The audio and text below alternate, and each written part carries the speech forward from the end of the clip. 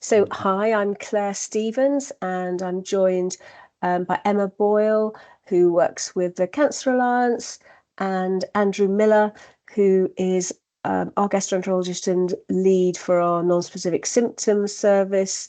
Also has a national role in that.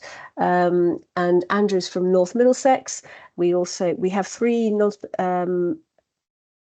RDCs, rapid diagnostic centres, which deal with non-specific symptoms in our patch. So that's at UCH, at Royal Free, and at North Middlesex. And I work clinically, I'm a GP, but work clinically with Andrew at the North Mid Centre. And when I'm not doing that, I'm co-clinical director of the North Central Cancer Alliance. So I work with Emma in that. So we've got a few people joining. I think we'll just start, otherwise we'll kind of run out of time. So welcome to everybody who's joined, and I think should we go to the next slide, Andrew, and you can start talking about it. Essentially, we're going to have some presentation, but also have a bit of conversation about non-specific symptoms and how you're finding it dealing with patients with these sorts of problems. Thanks, Andrew. Okay, thanks very much. So, as Claire said, we'll do it in kind of two halves, a bit like a game of football. We're going to discuss it, show you a little bit of data, but not very much, I'm afraid, or deliberately so, because what we thought particularly noted that the attendance level was lowish, but that actually is an advantage, we thought, because it would mean that we can have an inspiring discussion amongst ourselves about it, and that's you can hopefully learn something from us, but we can also learn from you. And I'd just like to extend a very welcome to Lucy McLaughlin, who's done lots of work with James Harris, who's the operational manager for the NSS pathway, which runs through the RDCs at the Cancer Alliance, in particular in relation to try and make sure we've got some good financial support. And there's Lucy giving us a wave, so that's very, very nice to see you. So what is an RDC? And many of you will know that, but we also know is from a little small survey that we did that unfortunately still lots of people don't know what an RDC is or what an NSS is. So, and what is the nomenclature? Because the nomenclature does keep changing slightly. We had MDCs, which was based on the nomenclature from the Denmark model. And then when they were when we all engaged in the ACE program, which was looking at MDCs, which we labelled at that time, and then NHS England changed the name to RDCs, which is perfectly reasonable and does describe what we are hopefully trying to do. So they were introduced in 2019, and the idea is that they host diagnostic pathways for patients who don't fit into a site-specific pathway, in other words, non-specific symptoms, and specifically those that indicate they might lead to cancer. We do also recognise that RDCs can potentially manage other pathways.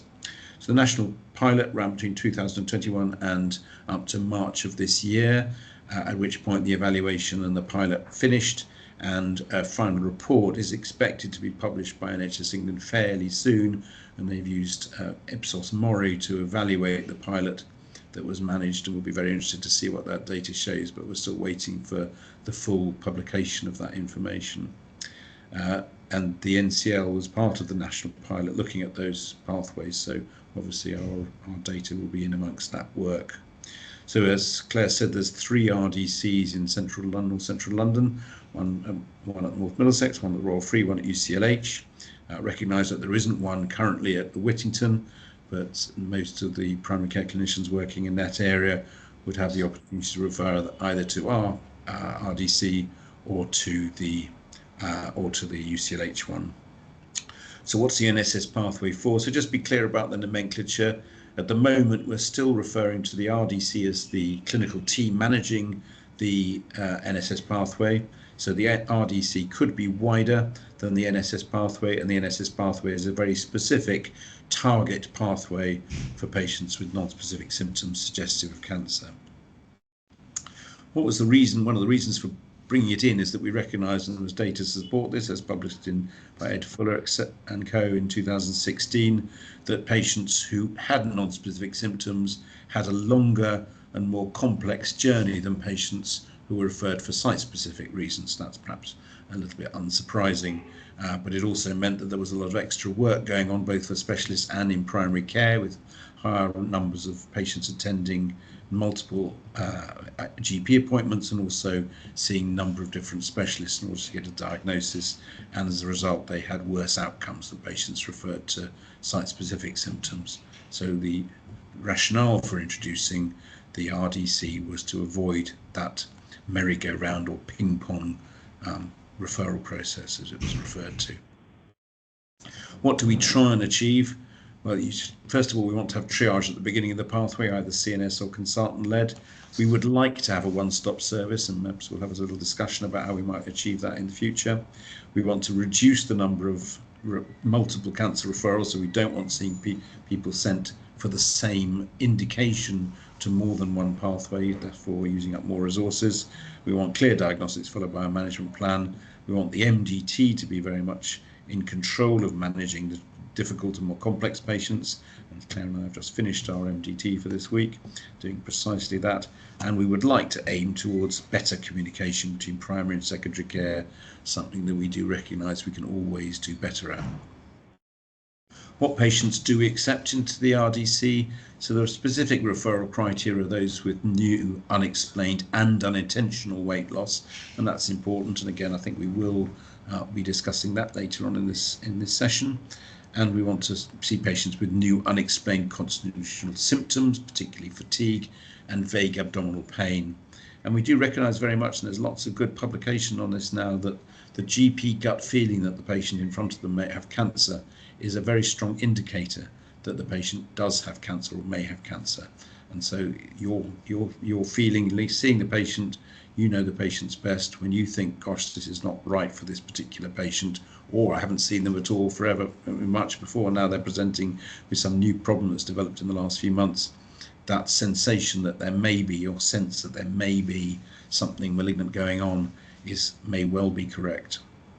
What we don't want to see, or patients we don't want to see, naturally are patients who are site-specific symptoms and that fit with NG12 criteria, and that's why the FIT test is so very important in the workup to these patients.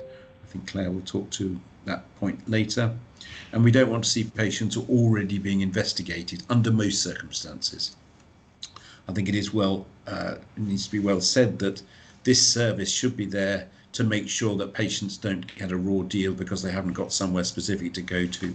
So if the explanation and justification is clearly outlined in the referral letter or referral documentation, then we would probably say we would be happy to see that patient. But in general, if someone has already been seen for their weight loss somewhere else, is already under an upper GI team and has had an endoscopy and a CT scan, then generally we would want the same team to look after them. But if it is a new problem and they haven't met the criteria for further investigation elsewhere, then we would see them. At the moment, patients with a clear diagnosis of a cancer of unknown primary based on imaging, at the moment they should go directly to a cancer of unknown primary team. In Haringey, we don't have one that will see the patients as an outpatient, and therefore we are seeing those patients in our RDC, but that is hopefully a temporary problem until we can get some more clear steer on what we're going to provide there.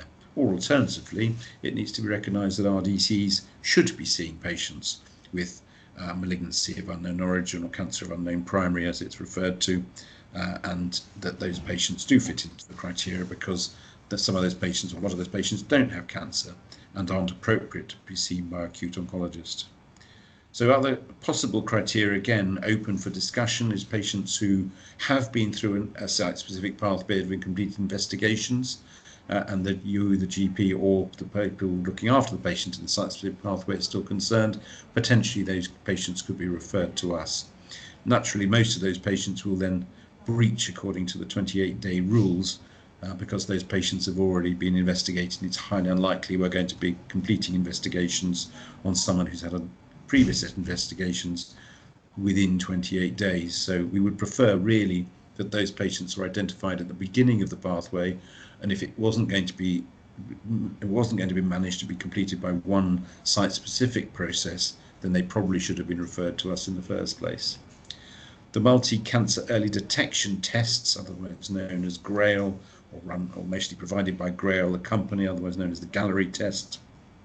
That's still in investigation, and a large trial is being undertaken, and hopefully we'll see the results of that sometime this summer.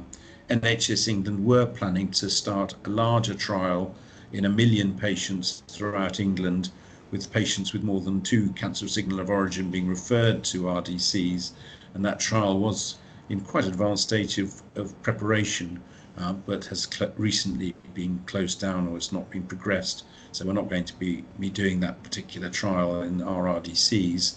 But I think in the future, patients who have a positive multi-cancer early detection test, MCEDs as they're now known, will be referred potentially to RDCs, because we will be in a good position to both explain the rationale for the test being positive, what test needs to be done following that, refer them on if they have got positive cancer, but very crucially, those patients, which are about 40%, who will have a negative set of investigations, will then need to be further followed and managed, and that needs to be defined by an RDC in many patients.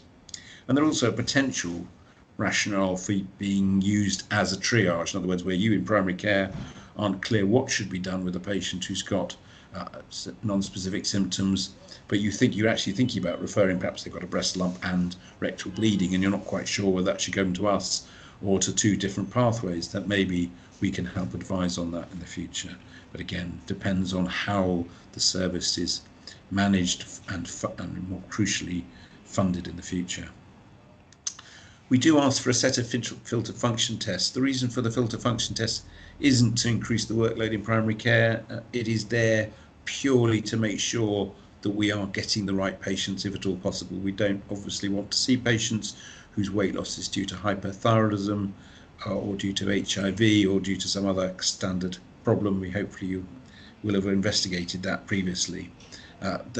Some of the filter function tests are listed there. They're not exclusive, particularly in HIV test, which we wouldn't do in every single patient. I wouldn't expect an HIV test to be done in an 80-year-old with a stone in weight loss. I would expect it to be done in a 40-year-old, perhaps, and 40-year-old man, perhaps who has a man who has sex with men, to do an HIV test in those patients. And obviously there's a degree of clinical judgment in all of these investigations. But any investigation that is appropriate for the clinical presentation should be done, and very importantly is the fit. We really do need the fit test done before the patient is sent, which is why I've put it at the top of that list, because we are seeing patients who have not got a fit test done. It takes a while to get that done. We're trying to organise other investigations into their weight loss, and it turns out that it is colorectal cancer, and we have seen patients referred like that, and that's often because the patient themselves has not been very forthcoming and have their fit test done. So we do recognise the challenges in saying to a patient, you need to have this test done. Please go away and use this stick, wipe it on your poo and send it in, and then just nothing happens. So looking at the number of pathway or number of referrals, we're about in the middle in London. So Guy's and St Thomas's, that is a very busy unit, and so is Chelsea and Westminster. Both receive external funding outside of the classic NSS. They're well commissioned services, which is why they're probably seeing larger number of patients. And then Barking and Havering is also very busy, serves a very large area.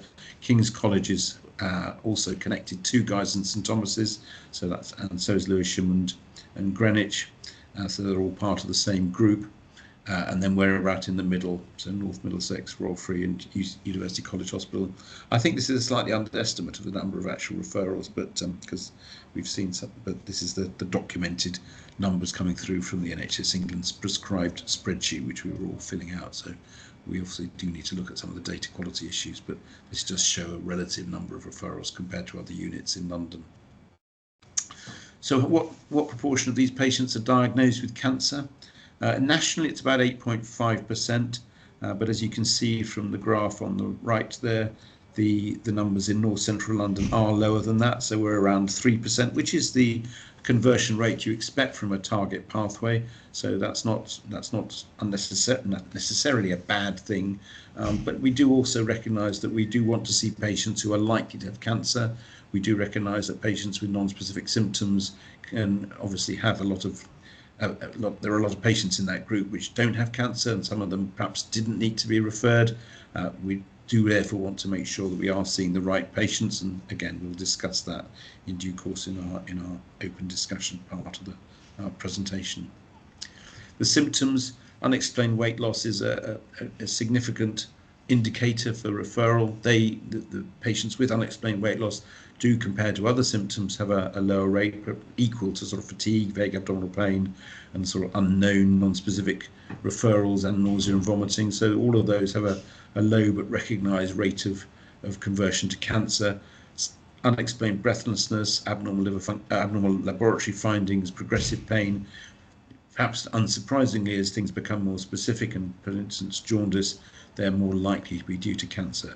But unexplained weight loss is undoubtedly the most commonly recorded symptom, followed by fatigue in the patients referred to all of the non-specific symptom pathways, not just to us, but in the national survey. So very important is to think, well, what is the interaction then? Sort of going back to this question about the interaction between when would you send a patient to non-specific symptom pathway, and when would you send a patient to the CUP or MUO pathway. So NSS pathway, unexplained symptoms, AOS service for when there's a pre-existing evidence of a primary cancer. In other words, we know there's cancer, but the patient needs an acute assessment. So that's the acute oncology service. And the CUP/MUO, two terms which are probably used interchangeably. They probably should be malignancy of unknown origin primary care, but everyone knows them as CUP pathways. So that's where you've sent the patient off for imaging. That has come back with showing something which is highly likely to be cancer, but doesn't say where it is. So multiple mets, either in bones or liver, quite commonly, and you need to identify where that patient's cancer is so they can be treated. Those patients need to be investigated, but we do see, certainly for the patients we see referred to the RDC as part of that, our acceptance of those patients to our RDC, that many of those patients don't in fact have cancer. So perhaps it was quite right that they didn't get sent to an acute oncologist. So I'm going to hand over to Claire now to have a little discussion about focusing on whether you should send patients to CUP or NSS pathways, which would be appropriate. So that's pretending that we did have a CUP pathway. How would you differentiate? Okay, so this is the bit about talking to each other. So it might be worth putting cameras on just so that we can see each other. But really, what I want to ask is, when you see these patients, and how many of you get the opportunity to you've got enough time in your appointments to examine people, or do you tend to meet most of these patients on a virtual telephone call initially? What do people feel? A mix of two. So if somebody has come in with some symptoms and I've done some testing and that's all been fine, then I tend to bring them in just to examine them out and just to see how they look and get a weight and just general stuff. Yeah. So it's a combination of the two. Yeah. Thank you. Anybody else? Yeah, I would agree with that. I would say that if I'm going to be referring a patient to an RDC, I would normally bring them in for an examination, even if the initial consult was via phone. Before I was making that sort of referral, I'd always examine them first. Yes. Thank you. We certainly feel that that's the best thing to do, but we do get quite a few people who, for whatever reason, choose or are not able to examine people at the point of referral. But I think it's really helpful to be able to do that, and just seeing a patient helps us, I think, coalesce and our ideas around whether we've got evidence for referring them, whether there's something that's clearly not right. And also it allows us to, I've put in the chat this thing about gut feeling is only predictive if it's evidenced. So it's not just, I think this person, the next person I'm going to see might have a dreadful illness. It's, I know this person, I've trended their blood results over the last 2 or 3 years as I'm looking them at EMIS, and suddenly there's an inexplicable change and something's not right, and you'll know whether they're a frequent consultant or not a frequent consultant. And then putting that with some extended up-to-date bloods, the types of ones that are in the filter function list that we saw at the beginning, with examination is what takes you down that diagnostic pathway. We also know that when you see these patients, at the same time as you do your blood tests, if you're thinking about this, if you do a fit test as well, that can be really helpful at that time.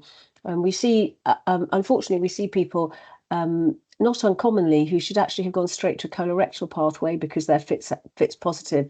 But what's happened is the patient has done the fit after the decision to referral has been made.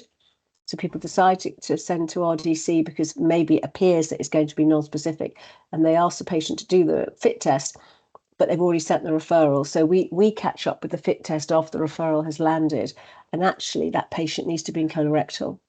And is dealt with faster in that environment for their particular problem, which is obviously abnormal blood that's been found. So it's really helpful to think about using filter function test examination, the opportunity to have a really thorough history and the fit together as a stepping stone for the next bit of the pathway, and we may then be that next bit.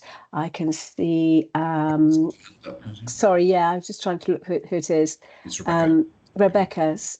Yeah. Please come in. Hello, hi. Hi. Yeah, thank you. So I just had a question about sort of the referral criteria based on the symptoms. So one thing I struggle with personally, I don't know if others feel the same, is that, so for example, if someone had abdominal pain or bloating, I would often go down the route of, you know, if it's a female patient, a gynecological assessment, ultrasound, all those sorts of things, which could delay potential sort of diagnoses rather than sort of referring straight into you. The other thing I struggle with is anemia, which I note is one of the symptoms that is referred onto you. And often we do a fit and it's negative, but they do definitely have a new anemia.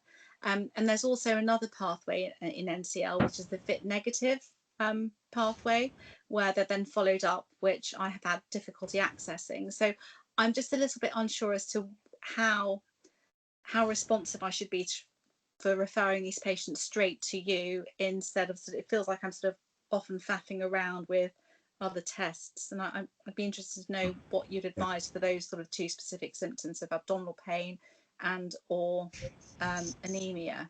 Sure. Thank you. So I pick that up. I mean, I think those are all very, very pertinent questions indeed, and you know, I think everyone struggles with those type of questions. So it's really useful to look at those. I think the first thing to say is looking at the referral criteria about examination, just discussing that. I think we are probably looking at evolving the referral form. We can talk about that perhaps in another forum later. But what we have noticed is a couple of issues with referrals is that often patients don't necessarily have a detailed examination carried out. They often don't have a huge amount of information about the history. Is often reproduced from the consultations, and I do find that the words written by a primary care clinician, I can read between the words. I get a much better sense of what you think about the patient from a really good, strong narrative, and I think that's really helpful. And I think it's also really helpful when the patient's been seen and examined, both for two reasons. One, because I think examination does pick up important findings which sometimes direct the patient elsewhere, but also I think gives you a better, and me therefore, or us in the RDC, a better steer about how important we should take the symptoms and what we need to do. There's no doubt that there are patients which fall into those grey categories, both in abdominal pain, anemia, and in weight loss, which is a big reason for people being referred. And clearly, if the patients have got something wrong with them, and you of one of those things and others, and you think it might be cancer, then I think it is reasonable to refer those patients. I think the important question to ask in primary care is there another explanation? So if you've got a patient with anemia and actually look back, and we fully recognise that the shortage of time you have in primary care to assess patients, but if you look back and actually the anemia has been going on for 2 or 3 years, it's probably not going to be cancer. But if the patient's got a falling hemoglobin over several months, or maybe over 6 to 9 months, particularly if it's iron deficient, that is much more likely to be cancer, much more likely to be gastrointestinal cancer, or indeed a hematological cancer. And we've been discussing recently whether we should be introducing protein electrophoresis into the fit path, or into the filter function tests, to make sure that those patients are not excluded, the myeloma patients, and found early. So the question really is, do you have an explanation for what it is if you have in front of you? So looking at anemia, is this unexplained anemia, or is it anemia which actually has got a reasonable explanation? If the anemia is iron deficient, then even if the FIT is negative and the patient's, for instance, got any lower GI symptoms, I would refer that patient in. We know that the FIT test is good but not perfect, and we know it doesn't perform as well in patients with iron deficiency anemia. So in particular, in a patient with in the age where you'd worry about colorectal cancer with iron deficiency, proven iron deficiency, FIT is negative, I think that patient probably still warrants an endoscopy and a colonoscopy. If you feel that should be done in the colorectal cancer pathway, that's great. If not, send them to us. So we are there to make sure that your concerns or your need for investigations are met when the site-specific pathway doesn't meet those criteria. But we would like to have a clear reason for why you feel that patient does need to be investigated. And we can come on to weight loss, which is the huge issue about when patients with weight loss should be investigated and shouldn't be investigated. And I know Claire's got some strong thoughts on that, so I'll pass back to Claire to discuss that. Okay, and I also am aware we've got another hand up. So is it this dialogue or is it a new question? Because then we can try and funnel what we're talking about. Just lowered it. Sorry, thank you. Oh, so right, great. Okay, so it's I think it's really important. You see, I put in the record in the chat. There's two things. I think our actions in primary care have to be evidenced. So when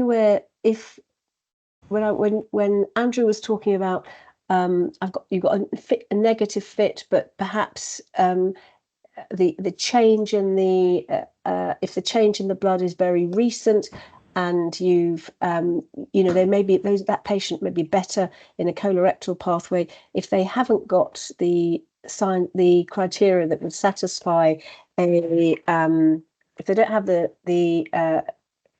evidence that would satisfy the criteria for a colorectal referral, and those are on the website, nor a less than 10 colorectal referral, then it does come back to us. But it's important, I think, to have a look at the whole patient and decide whether you think they're truly in a different state or whether there's a real explanation. We certainly have found that if the bloods are normal, the trended bloods are normal, so negatively trending, even if they're within the normal range, but they're negatively trending, is something that you need to consider. But you need to trend over months and years, not but particularly months. It's a really worthwhile thing doing. Have a look at what the CRP is doing, perhaps as well, and other inflammatory markers. We found with weight loss per se, I know it takes more time, but taking a really detailed history. So the sorts of weight loss issues which have been referred for query cancer, but in fact often aren't, are things like you can see that the Weight Loss Act, if you take a careful history and look at the prescribing history, that the weight loss change is happening at the same time as a change in diabetic medicine, for example, or something else that's happened to the patient. Sometimes they, believe it or not, they are actually responding to they're actually trying to lose weight, but for some reason or other they're not clear with you about that. And if we've got more time at the end, we'll talk perhaps about some of the stories that we've heard about over time with patients being a bit tricky in the way they present. I think often they're not clear.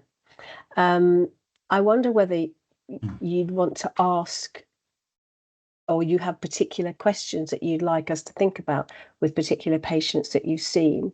I think for me, what's really important is that you have the opportunity, and I really hope that your practices give you the opportunity to do what you've described in terms of calling people in, perhaps reviewing them more than once, looking at their bloods, looking at their FIT, taking a repeat view before you refer in, because although that may mean you see people twice, it's probably only a few days.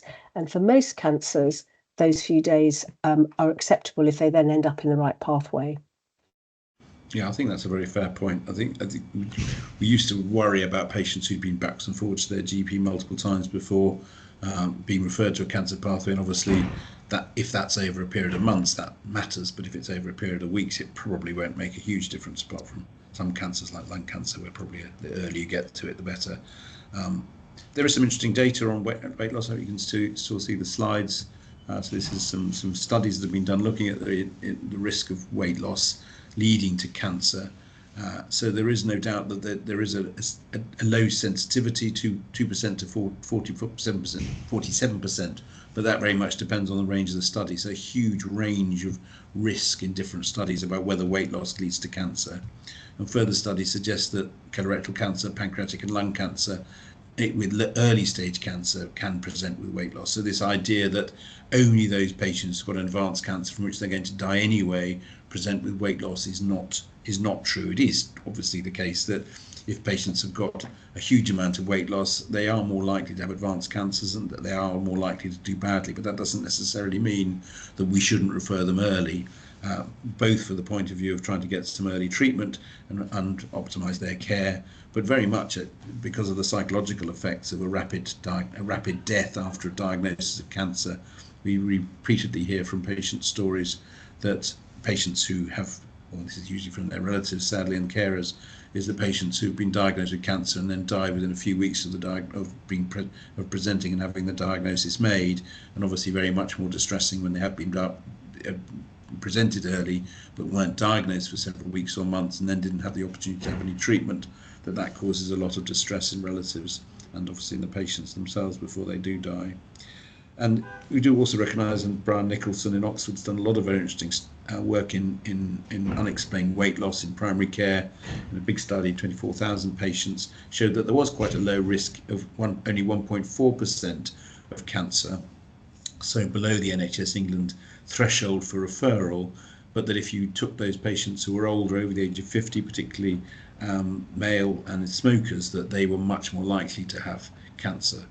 I think the key thing again is coming back to that issue about unexplained. If someone has lost weight and they haven't been exercising, they haven't changed their diet, they haven't been through a whole lot of stress and bereavement recently, and another, I think, poorly understood indication is that patients, or reason for people to lose weight, patients who have got a rheumatological or neurological reason for not being able to get to the kitchen and eat food often lose weight because they're just not taking enough intake of calories, and they lose weight as a result.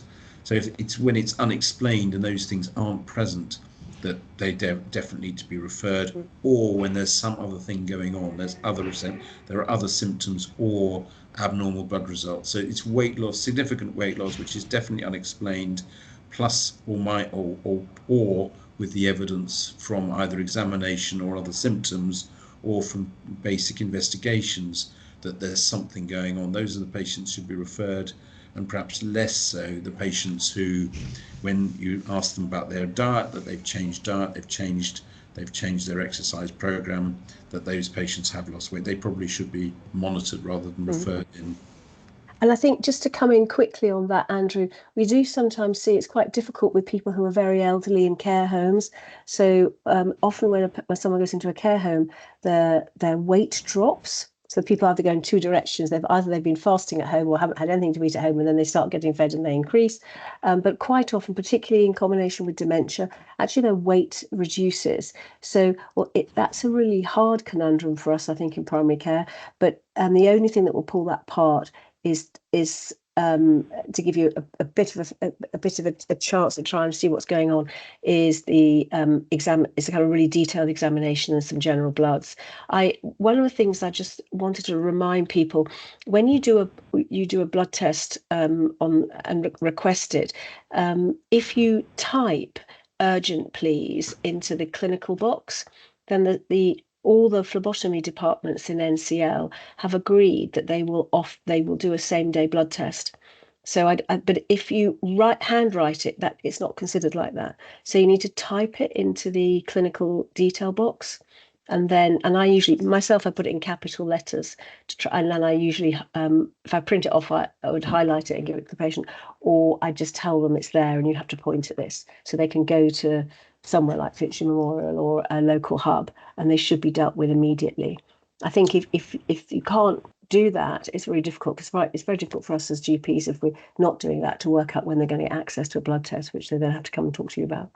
Can I also quickly ask, are you allowed to book follow-up appointments for your GPs in your practices? Yourself? Yeah. Rashmi had a hand up. I think she was number 1. Yeah. Okay. Then come to Mina. Hi. I think one of the conundrum that we have is how much to investigate. And in your initial investigations, I noticed what's the role about a chest X-ray in a non-smoker? Would you want that done prior? Because that's quite easy. They just go down to Finchley Memorial and they can get that done quickly. And also the role of raised ferritin. Should we not ask for ferritin at all, or does that not really help? And the last question is, it'd be nice to know what sort of workup you do so that we know that we're not duplicating things. Sure. I mean, we would hope to not be repeating tests if we can possibly avoid it. The ideal situation is that all the blood tests are done within the last month or 2. We see the patient, we understand that the patient may need a scan just to make sure that there's no cancer. We do the scan and we can rapidly discharge the patient back. And we're increasingly hoping to use the CDCs for the investigation. So if someone has had a detailed examination in primary care, we think that they do justify a scan, but they're probably a relatively low risk. It may be that we can simply evaluate them over, perhaps even virtually get the scan done and get them back to your practice without further ado. I think offering that backup reassurance service in the scan is very reasonable. We understand that obviously sometimes scans could be organised in primary care, and I know that the Whittington Radiology Service does offer that. But I think we also recognise that having that second look by a clinician just to give you that backup and the scan being organised in secondary care can also be valuable. And then obviously there are patients who do need further investigations, and what you've done initially, even if you haven't had a chance to further investigate the abnormalities, can be very useful to know. So if someone's got a raised CRP of 30 or 40 and a raised DSR, and you not particularly anemic, I probably would go on and do further investigations into that, as well as doing potentially a scan if they'd lost weight. We picked up quite a lot of patients who've got vasculitis or rheumatological disorders in that, and we do recognise that those patients probably do need to be referred.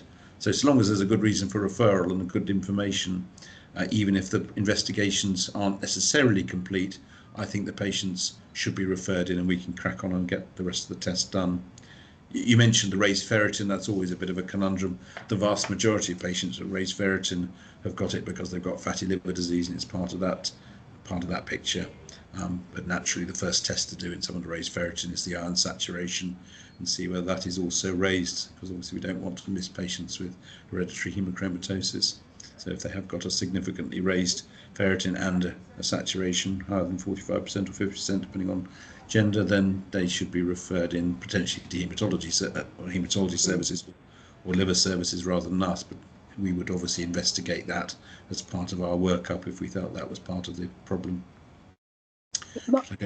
I wonder whether, yes, just before that, I wonder whether you wanted just to talk 2 minutes more about hemochromatosis, because I think statistically we often under-refer in primary care to haematology. We often do. It's not often picked up. That.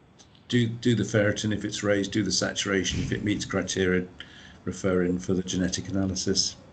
Lucy has to leave just now, which is very sad, because I very much wanted to hear or have to her involved in the discussions, but maybe we'll Lucy, catch. She may be able to. Don't know if she's got any time to speak before she leaves, but I'm not sure. Would you mind, Mina, if we just ask Lucy to say? Well, maybe she's already left. She may have gone. I'm not sure. Okay, I'll come to Mina then. Hi, Mina. Hi, thank you both, Claire and Andrew, for your presentation. My question leads on from what you were saying, Andrew, about the CDCs. And I know that in some regions, the RDCs have got a secondary pathway where GPs can directly refer in just to get the scans done. Is that something you're considering introducing in your pathway? I think there's no doubt that there's a very strong indication for that pathway. I think it's also fair to say that a lot of the RDCs around the country have essentially been performing that role for the GP. That's not necessarily a role that will go away completely, because I think there are some primary care clinicians who will always become uncomfortable with organising a CT scan, not necessarily from the point of view of organising it. Obviously, that involves checking the EGFR, etc., and explaining to the patient the risks of the radiation, which are not inconsiderable, particularly in the younger patients. So a 40-year-old having a CT chest abdo-pelvis, you are going to be increasing their risk of cancer in the future by a small amount. So that does, need to go through that consent process really before doing it. In a 60 or 70-year-old, it's probably not so important, but obviously the younger they are, the more important it is. But there is another big issue, and that is it's very, very common that these scans pick up other things. And that's really what I wanted to bring Lucy in when we'll discuss with Lucy, is how far do we go in the RDC when we find things that are abnormal that aren't cancer? That is really the elephant in the room in our service, because we naturally want to help out primary care as much as possible. We recognise that you guys are pressurised as much as secondary care services, if not more. And when people have scans done and things are found, and we've already seen the patient and are in the process of examining them and investigating them, it makes sense that we go on to continue to follow that through until at least the urgent issues are sorted out. We don't want to be sending back patients with CRPs of 80 or hemoglobins of 9 that haven't been fully worked up. Even if we think that's not cancer, it's something else. So yes, we will refer the patients on to secondary care. We think that's our role, certainly for urgent problems. Some RDCs don't. They will refer the patient back to primary care for all that to happen. It will come down to where we agree the funding, because we are funded at the moment, or the funding agreement at the moment is that we see patients once and have a virtual follow-up, and that's about it. So to do anything else means it's unfunded work, which the trust needs to fund through the block contract, or they need to fund us separately, or the ICB need to fund us separately to do that work. So that is all an argument which is going on at the moment, not just in NCL but nationally. My personal feeling is that we should do good medicine. I know Clare agrees with me. We should do good medicine and continue to manage the patients until all the obviously current issues are solved. If we can send the patient back with a clear steer for primary care to manage the problem, then obviously we would do that. There's no point in us managing things that are clearly manageable in primary care. But and I think we're planning to do a little survey of all the RDCs in the country of what they do. So you find an ovarian cyst with a CA125 that's completely normal. The cyst is likely to be benign and needs a transvaginal ultrasound. Do we do it and follow it up, or do we ask primary care to do that? That could still be malignancy, even though it looks benign on the CT scan. So perhaps we should do that. But again, there's a debate. We haven't seen any cancer. We haven't seen ovarian cancer on the CT. We haven't got a raised CA125. Therefore, probably we can say the patient doesn't need a target pelvic ultrasound, but they need one at some point in the next few weeks or months. So again, that's sort of conundrum. And or a vertebral fracture. What do we do about that? Should we organise the DEXA scan or send it back to primary care for the DEXA scan? Or should we institute treatment for osteoporosis on a bone thinning on the CT scan, or should we send the patient back? We've seen the patient in clinic, we could easily prescribe it, but we don't bother, we send it back. Is that right or wrong? What's the right thing to do? So there's lots of questions, lots of different examples, and I think Clare would use the word collaborative care, and that's what we do want to try and do, but someone's got to pay for it, unfortunately. Yeah, so it's all about sequential outpatients, and although I know often we don't think about this in primary care, but we want to try. We think the service should be holistic, but if that means reviewing lots and then referring people around and getting opinions from different specialists, it means that at the moment the system feels uncomfortable allowing us to do that.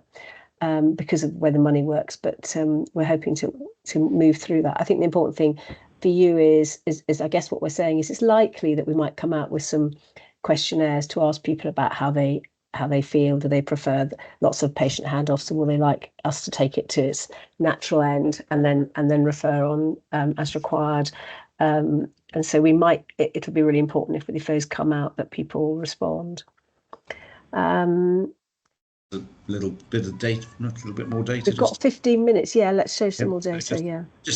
We did a very short, small. James Harris and Lucy McLaughlin really led this, doing a very small survey of GPs to see who was actually aware of the service and was using the service, and it was quite surprising, given how long it's been in place, that quite a lot of GPs, over 20%, were actually not aware of the service at all, or aware of it and didn't use the service. So the number of referrals does tend to be skewed towards those GPs that are aware of it and have used it before, hopefully have got some benefit out of using it, but there are a surprising number of people who don't know about it. So that shows that Clare and I and co have got a bit of work to do to get it an advert out there.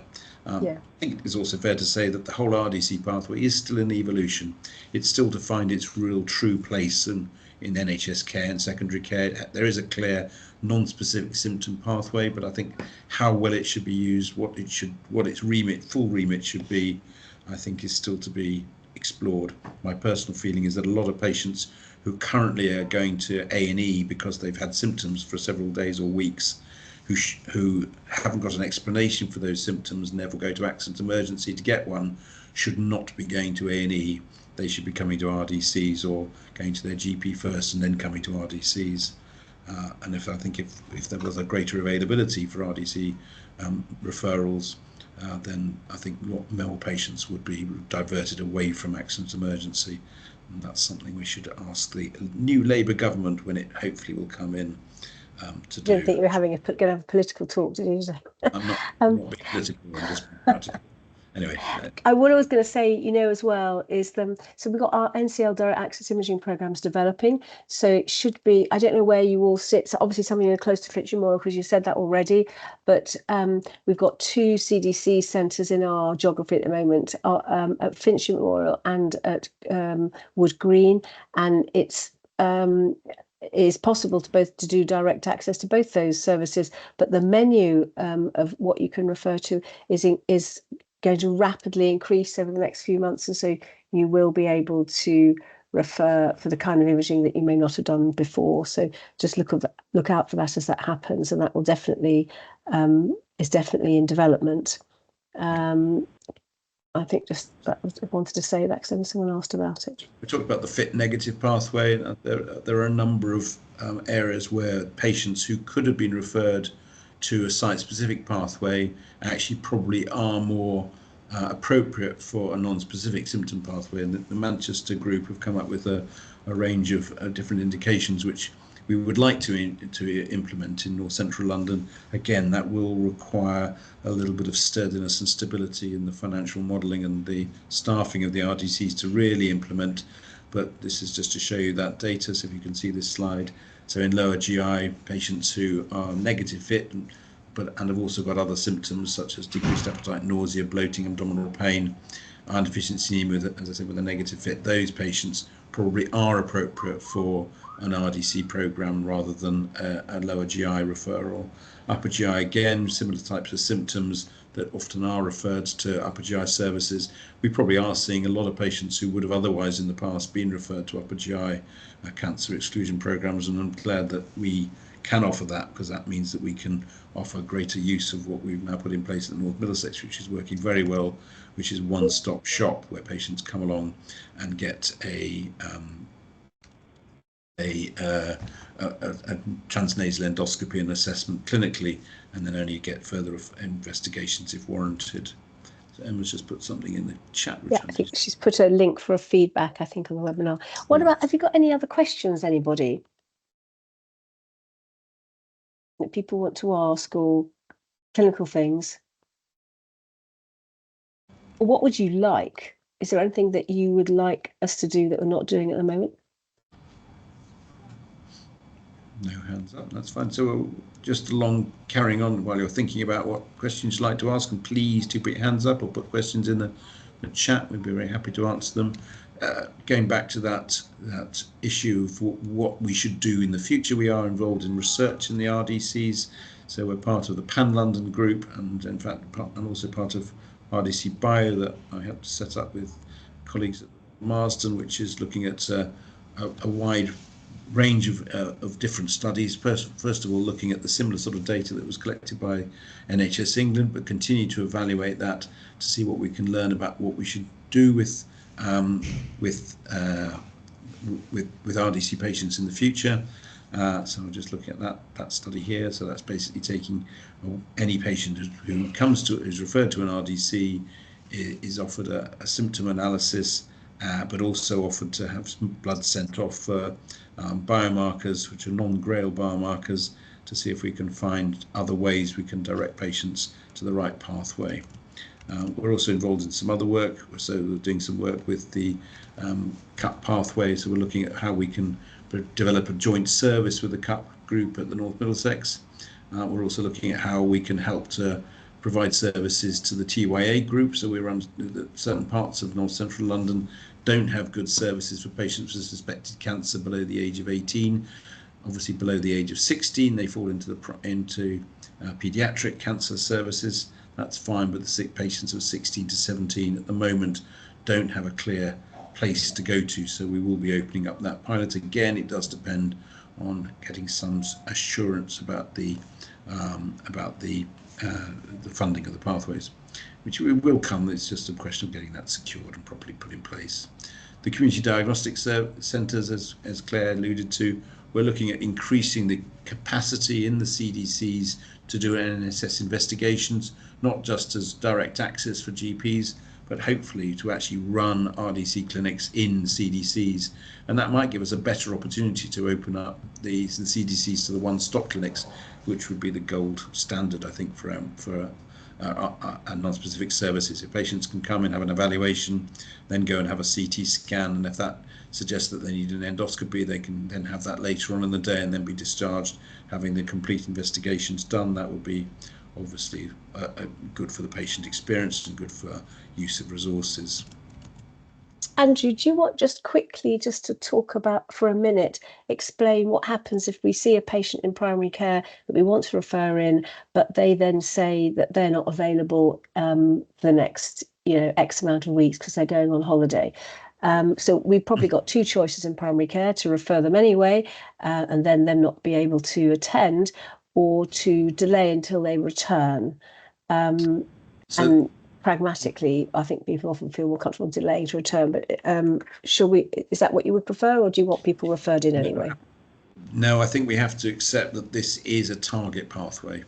The term 2-week wait is no longer to be used because we don't worry about the 2-week rule, but we are worried about the target process, and we do need the patients to buy into that pathway. In other words, in order to come into the cancer pathway of any sort, any target pathway, a number of criteria need to be met. First of all, the patient needs to benefit from that cancer pathway. So this is outside of what you were just talking about, but talking about the 95-year-old patient who's in a nursing home who's lost half a stone in weight, I think it is important to ask ourselves, is that patient really going to benefit from a cancer pathway? Are we making a difference? There are patients who fall into that category who probably don't really benefit, but the patient themselves and the relatives are really anxious to get a rapid diagnosis.